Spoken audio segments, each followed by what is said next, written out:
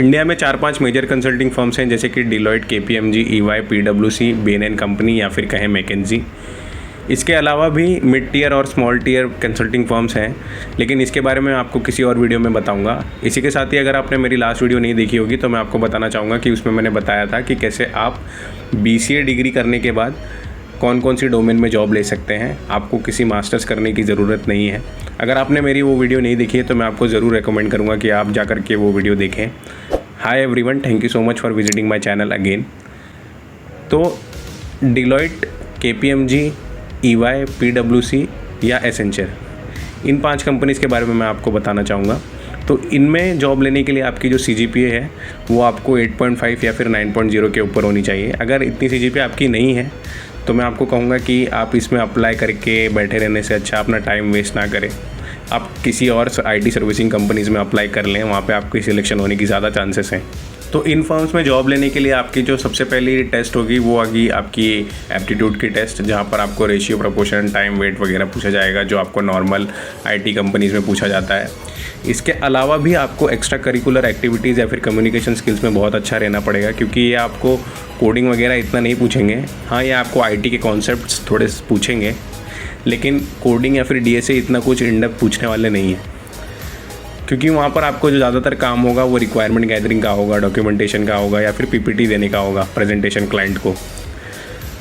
तो हो सकता है कि वहाँ पर आपको इतना ज़्यादा डिटेल में कुछ डीएसए वगैरह ना पूछें। तो अगर आप उसमें अच्छे हैं और कम्युनिकेशन वगैरह में वीक हैं या फिर एक्स्ट्रा करिकुलर एक्टिविटीज़ में भी आपने कुछ ज़्यादा अच्छा नहीं किया है, बहुत अच्छा नहीं, या फिर आपने कुछ पार्टिसिपेट भी किया होगा, तो भी काफ़ी है यहाँ पर रेज्यूमे शॉर्टलिस्ट होने के लिए, क्योंकि जब आप वो फॉर्म भरने जाएंगे तो वहाँ पर आपको वो ज़रूर पूछेंगे। इसी के साथ ही अगर आप मुझे पूछेंगे कि मैंने इस लिस्ट में पीडब्ल्यूसी को क्यों ऐड किया है, तो पीडब्ल्यूसी मैंने इसीलिए ऐड किया है क्योंकि मैंने कुछ लोगों को देखा था जो वहाँ पर एडवाइजरी इंटर्न के रोल पर काम कर रहे थे उस कंपनी में।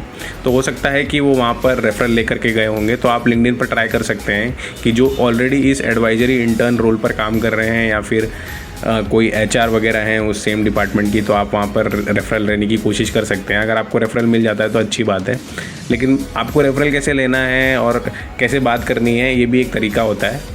आपको कोई टेम्पलेट फॉलो नहीं करना है। मैं आपको बताऊंगा किसी और वीडियो में कि आपको कैसे डिटेल में बताऊंगा कि कैसे आपको अप्रोच करना है और आपको रिस्पॉन्स आएगा। इसी के साथ आप ये सोचेंगे कि मैंने एसेंचर को क्यों ऐड किया है अपने इस लिस्ट में। तो एसेंचर को आपको ऐसा लग रहा होगा कि वो एक आईटी सर्विसिंग फर्म है, लेकिन मैं ये कहूँगा कि वो आईटी सर्विसिंग फर्म नहीं है, वो एक कंसल्टिंग फर्म है। हाँ, उसका ज़्यादातर काम अब आईटी सर्विसिंग का हो गया है, लेकिन वो एक तरीके की कंसल्टिंग फर्म ही है। और वहाँ पर आपको जॉब लेने के लिए ज़्यादा कुछ करने की ज़रूरत भी नहीं है। उनका हमेशा उनके ऑफ कैंपस पोर्टल पे एक जॉब ओपनिंग रहती है एप्लीकेशन डेवलपर की, बोथ बीसीए और एमसीए के लिए। तो वहाँ पर आप अप्लाई कर सकते हैं, वहाँ पर भी सिलेक्ट होने के आपके ज़्यादा चांसेस हैं। ईवाई में भी वो एसोसिएट सॉफ्टवेयर डेवलपर की पोस्ट निकालते रहते हैं, आप ऑफ कैंपस ट्राई कर सकते हैं, वहाँ पे भी आपको मिल जाएगी ओपनिंग्स। हो सकता है कि आपकी वहाँ पर भी ज्वाइनिंग हो जाए।